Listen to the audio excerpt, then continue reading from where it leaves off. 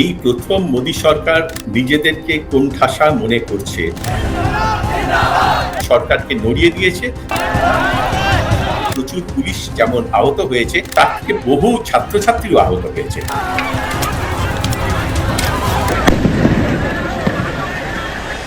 বহু বছর পরে এত স্বতঃস্ফূর্ত একটা আন্দোলন কিন্তু আমি দেখছি। পার্লামেন্ট ঘেরাওয়ের এইরকম আন্দোলন কিন্তু আমি দেখিনি, যেখানে পার্লামেন্টের অন্তত হাফ কিলোমিটার আগে সবাইকে আটকে দেওয়া হয়। সেখানে এই প্রথম আমি দেখলাম পার্লামেন্টের একদম গেট পর্যন্ত চলে গেছে এবং সেখানে ব্যাপক লাঠিচার্জ হলো, টিয়ার গ্যাস হলো।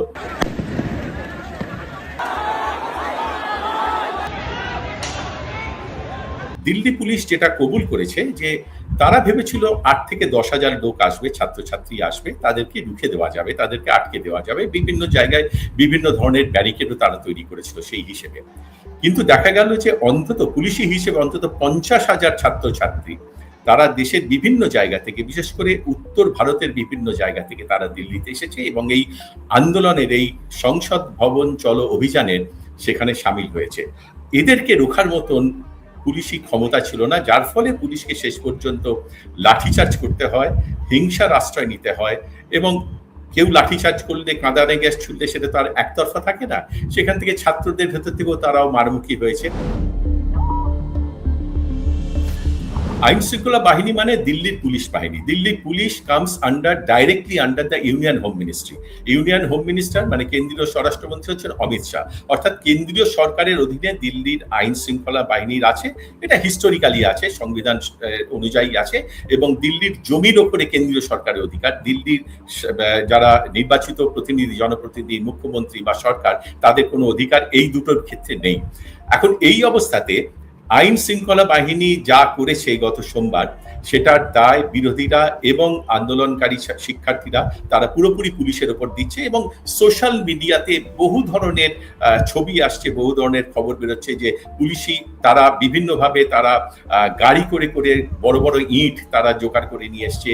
তাদের যে ব্যাটন, সে ব্যাটনের একেবারে আগাতে কাঁটাতার লাগানো থাকে, যা দিয়ে তারা বিভিন্ন শিক্ষার্থীদের উপরে চড়াও হয়েছে। এখন পুলিশ এটা দোষ দিচ্ছে আন্দোলনকারীদের উপর, আন্দোলনকারী এবং বিরোধীরা দোষ দিচ্ছে পুলিশের উপরে, পুলিশি ঔদ্ধত্যের উপরে এবং তাদেরকে তাদের অপদার্থতার উপরে। এখন এই যে দুই পরস্পর বিরোধী চাপানুতোর, এই চাপানুতোরের মধ্যে যেটা দেখা যাচ্ছে যে প্রচুর পুলিশ যেমন আহত হয়েছে ওই ঘটনার, ওই সোমবারের ঘটনায়, তেমনি তার থেকে বহু ছাত্রছাত্রীও আহত হয়েছে পুলিশি অত্যাচারে। এখন এই অবস্থায় পুলিশ নতুন করে কোনো রকম ভাবে দমনমূলক ব্যবস্থা নেয়নি। গত মঙ্গলবার থেকে পুলিশ কিন্তু চুপ রয়েছে। ছাত্ররাও কোনো উস্কানিমূলক কোনো কাজ করছে না এবং ছাত্ররা বলেছে তারা নতুনভাবে সংসদ চলো অভিযান তারা ডাক দিচ্ছে না। তার কারণ সেই ডাক দিলে সেটা দেখা যাচ্ছে যে পুলিশি অত্যাচার বাড়ছে। সুতরাং ছাত্ররা তাদের যে ডিম্যান্ড, সেই ডিম্যান্ডে তারা অত্যন্ত অনড়। তাদের ডিমান্ডের প্রধান দাবি হচ্ছে শিক্ষামন্ত্রীর ইস্তফা এবং এই নিট পরীক্ষা বাতিলের পরে যে ২০ জন শিক্ষার্থী যারা আত্মঘাতী হয়েছে, তাদের প্রত্যেক পরিবারকে ১ কোটি টাকা করে সাহায্য দেওয়ার সরকারকে দিতে হবে, এই দাবিতে আপাতত তারা রয়েছে এবং কোনো রকম দমনমূলক আচরণ তাদের বিরুদ্ধে নেওয়া হবে না। তাতে আজকে সেকেন্ড ডে তাদের সঙ্গে সরকারের আলোচনা হচ্ছে, সেটা দেখা যাক যে আলোচনার ফল কি হয়। কিন্তু যেভাবে আন্দোলন মোড় নিচ্ছে, তাতে কিন্তু শুধু আশ্বাসে ছাত্র সমাজ বা বিরোধীরা তারা মেনে নেবে কিনা বলা কঠিন। সুতরাং এটা সরকারের কাছে একটা বড় চ্যালেঞ্জ যে কিভাবে শান্তিপূর্ণভাবে এই আন্দোলনে মীমাংসা করা যায়, আবার বিরোধীদের কাছেও চ্যালেঞ্জ কিভাবে সরকারকে নতজানু করা যায়। এখন এই অবস্থার ভেতরে এটুকুনি বলা আমি বলতেই পারি যে এই প্রথম অনেক বছর পরে, সেই কৃষক আন্দোলনের পর থেকে এই প্রথম নরেন্দ্র মোদী সরকার একটা বড় রকমের চ্যালেঞ্জের মুখে এসে দাঁড়িয়েছে। আর এই চ্যালেঞ্জটা শুধুমাত্র কিন্তু দিল্লিতে সীমাবদ্ধ নেই, এই চ্যালেঞ্জটা সমস্ত রাজ্যের সব বিভিন্ন শহরে কিন্তু আন্দোলন করছে, শিক্ষার্থীরা আন্দোলন করছে। তার খবর এসে পৌঁছচ্ছে, হয়তো আমাদের দেশের মেইন স্ট্রিম মিডিয়াতে সেটা সেভাবে প্রতিফলিত হচ্ছে না, কিন্তু ঘটনা হচ্ছে দেশে এবং বিদেশেও বিভিন্ন জায়গাতে ভারতীয় শিক্ষার্থীরা তারা এই সরকারের বিরুদ্ধে এই নিট কেলেঙ্কারি, শিক্ষা ব্যবস্থা যেভাবে দুর্নীতিগ্রস্ত হয়ে গেছে তার বিরুদ্ধে তারা কিন্তু আন্দোলন করছে। এই আন্দোলন শেষ পর্যন্ত কোন দিকে মোড় নেবে সেটা কিন্তু আগামী কয়েকদিনের মধ্যে বোঝা যাবে। সোনম ওয়াংচুককে জবরদস্তি কিন্তু এই ধর্ণা মঞ্চ থেকে, যন্তর মন্তর থেকে তুলে নিয়ে গেছিল দিল্লি পুলিশ। প্লেন ড্রেসে তারা এসেছিল, কয়েকশো তারা তাদের ছাত্রদেরকে ওভার পাওয়ার করে তারা সোনমকে জবরদস্তি বিছানা শুদ্ধ তুলে নিয়ে তারা চলে যায়, গিয়ে সরকারি হাসপাতাল, সেই সরকারি হাসপাতালে তারা ভর্তি করেছিল। কিন্তু সেই সরকারি হাসপাতালে একজন মানুষ, ভারতীয় গণতন্ত্র অনুযায়ী, সংবিধান অনুযায়ী একজন মানুষ তিনি কোন হাসপাতালে চিকিৎসায় যাবেন, কোন চিকিৎসকের অধীনে চিকিৎসা গ্রহণ করবেন সেটা নির্ণয় করার অধিকার তার সম্পূর্ণভাবে আছে। সরকার কিন্তু তাকে আটকে রেখেছিল। সরকার ভেবেছিল যে সোনম ওয়াংচুককে যদি হাসপাতালে বন্দি করে রেখে দেওয়া যায়, জবরদস্তি তার যদি অনশন প্রত্যাহার করানো যায়, তাহলে এই আন্দোলনকারী শিক্ষার্থীরা তারা কিন্তু হতোদ্যম হয়ে উঠবে। কিন্তু সোনম ওয়াংচুক হাসপাতালে তিনি অনশন চালিয়ে গেছেন। তার হয়ে হাইকোর্টে মামলা করা হয়েছে এবং হাইকোর্টের নির্দেশ নিয়ে গতকাল অর্থাৎ গত মঙ্গলবার দিনকে বিকেল বেলাতে সরকারি হাসপাতাল থেকে বেসরকারি এক হাসপাতালে তাকে স্থানান্তরিত করা হয়েছে। তার স্ত্রী তারা নিয়ে গেছেন এবং তারা যথেষ্ট জয়ী বলে তারা মনে করছেন যে তারা আদালতের নির্দেশ নিয়ে তিনি তার স্বামীকে নিয়ে যেতে পেরেছেন বেসরকারি হাসপাতালে, যেখানকার চিকিৎসকদের উপরে তাদের নির্ভরতা আছে, যেখানে চিকিৎসা নেওয়ার জন্য সোনম ওয়াংচুক আগ্রহী। সরকারি হাসপাতালের উপরে কোনো নির্ভরতা তার নেই, কিন্তু তিনি অনশন চালিয়ে যাচ্ছেন এবং তিনি বলেছেন যে ছাত্রদের যে দাবি সেই দাবি পূরণ না হওয়া পর্যন্ত অনশন চালিয়ে যাবেন। এই অনশন প্রত্যাহারের এখনো পর্যন্ত কোনো ইঙ্গিত তিনি দেন। যে নিঃসন্দেহে এই প্রথম মোদী সরকার নিজেদেরকে কোণঠাসা মনে করছে, যথেষ্ট কোণঠাসা মনে করছে, এবং এই যে চ্যালেঞ্জটা ছাত্রদের এই সমাবেশ বা এই আন্দোলন সেটা খাড়া করেছে সরকারের সামনে। এতটা চ্যালেঞ্জ এর আগে কোনো রাজনৈতিক দলের কোনো আন্দোলন সেটা করতে পারেনি। কৃষক আন্দোলন, কৃষকদের যে 3টে আইন এনেছিল এই মোদী সরকার, তাতে কিন্তু যথেষ্ট তারা বিব্রত, বিপর্যস্ত এবং বিড়ম্বনার মধ্যে পড়েছিল, যার ফলে একটা সময়ের পরে কৃষকদের সেই যে 3টে আইন, সেই 3টে আইন প্রত্যাহার করতে বাধ্য হয়েছিল মোদী সরকার। কিন্তু তারপর এই প্রথম এরকম ভাবে কিন্তু সরকার একটুখানি নড়ে গেছে। সরকার এখন একটু কিংকর্ত বিমূঢ় মতন অবস্থায় পড়ে গেছে। তারা এখন এতদিন ধরে তারা কিন্তু কোনো আলোচনার উদ্যোগ নেননি।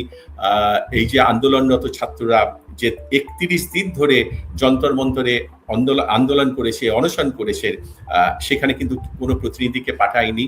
যেদিন থেকে তারা ভাবলো যে সোনম ওয়াংচুককে, যে শিক্ষাবিদ, ম্যাক্সেস অ্যাওয়ার্ড উইনার, তাকে অনশন থেকে সরিয়ে নিলে হয়তো এই ছাত্রদের আন্দোলন ভেঙে পড়বে, সেই দিন থেকে কিন্তু সরকারেরও টনক নড়ল। তারা দেখা গেল তারা জবরদস্তি সোনম ওয়াংচুককে ভোরবেলাতে পার্লামেন্ট সেশন শুরু হওয়ার 2 দিন আগে সরিয়ে নিয়ে গেল। কিন্তু তারপর থেকে তারা দেখলো যে আন্দোলনের তীব্রতাটা বেড়ে গেল। আর এই তীব্রতাটা বেড়ে যাওয়ার পরবর্তী সময় থেকে কিন্তু সরকার প্রচন্ডভাবে প্রচার শুরু করেছে যে এখানে খালিস্তানিরা আছে, এখানে পাকিস্তানিরা আছে, এখানে বিদেশি চক্রান্ত আছে, সরকার ফেলে দেওয়ার ষড়যন্ত্র আছে, জর্জ সোরোসের উদ্যোগ রয়েছে। বিভিন্নভাবে যে ব্যাপারগুলো কিন্তু এই মোদী সরকার গত 12 বছর ধরে বলে আসছে, যে কোনো আন্দোলন, সরকার বিরোধী আন্দোলন হলেই তাকে একটা বিদেশি তকমা দেওয়ার একটা সুযোগ তারা খুঁজে নেয়। এক্ষেত্রেও তারা সেইভাবে করেছে। কিন্তু ঘটনা হলো সারা ভারতের সব দিক থেকে সমস্ত ধরনের মানুষ তারা এই ছাত্র আন্দোলনের শরিক হয়েছে, তারা ছাত্র আন্দোলনকে সমর্থন করছে, এবং ছাত্ররা বিশেষ করে 24, 25, 26 বছর বয়সের ছেলে মেয়ে তারা বিভিন্ন প্রান্ত থেকে প্রবলভাবে এই আন্দোলনকে সমর্থন করে দিল্লিতে জড়ো হয়েছে। এত অত্যাচার সত্ত্বেও তারা কিন্তু যন্তর মন্তর ছাড়েনি। যন্তর মন্তরের যে আন্দোলনকারীদের যে মঞ্চ ছিল সেটা পুলিশ ভেঙে দেওয়ার পরের দিনকেই সকালবেলাতে যারা হসপিটালে চিকিৎসা নিয়েছে তারাও কিন্তু ফেরত এসে আন্দোলন শুরু করেছে এবং তারা জোরদার দাবিও জানিয়েছে। যার ফলে আজকে এই মুহূর্তে 2 জন কেন্দ্রীয় মন্ত্রী, স্বাস্থ্যমন্ত্রী জেপি নাড্ডা এবং সংসদীয় প্রধানমন্ত্রীর সচিবালয়ের মন্ত্রী জিতেন্দ্র সিং, তারা ছাত্র নেতাদের সঙ্গে কথা বলছেন, আলোচনা করছেন। বেলা 12টা থেকে সেটা শুরু হওয়ার কথা ছিল, হয়তো শুরু হয়েও গেছে।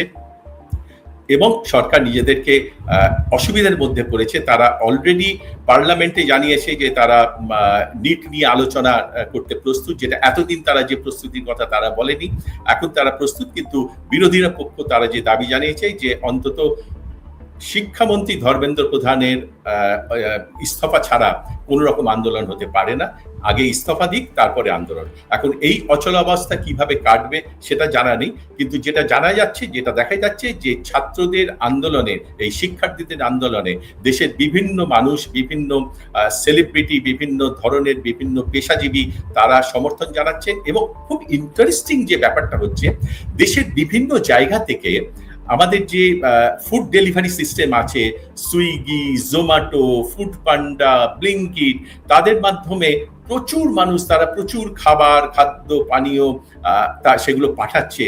এবং এত বিশাল পরিমাণে সেগুলো আসতে শুরু করেছে যন্তর মন্তরে, যে আন্দোলনকারী ছাত্রছাত্রীরা তারা অনুরোধ জানিয়েছেন যে এখন আর খাবার পাঠাতে যাতে পাঠানো না হয়, কারণ সেগুলো নষ্ট হওয়ার সম্ভাবনা দেখা যাচ্ছে। এই যে সমর্থন, এই সমর্থনটা কিন্তু আমরা বিভিন্ন জায়গাতে বিভিন্নভাবে দেখেছি। আমরা শ্রীলঙ্কাতে দেখেছি, বাংলাদেশে বিশেষ করে দেখেছি, আমরা নেপালে দেখেছি। এখন সেই ধরনের আন্দোলন এটা গড়ে উঠছে কিনা, it's too early to say anything about that, but the point is যে এই প্রথম এই আন্দোলন সরকারকে নড়িয়ে দিয়েছে।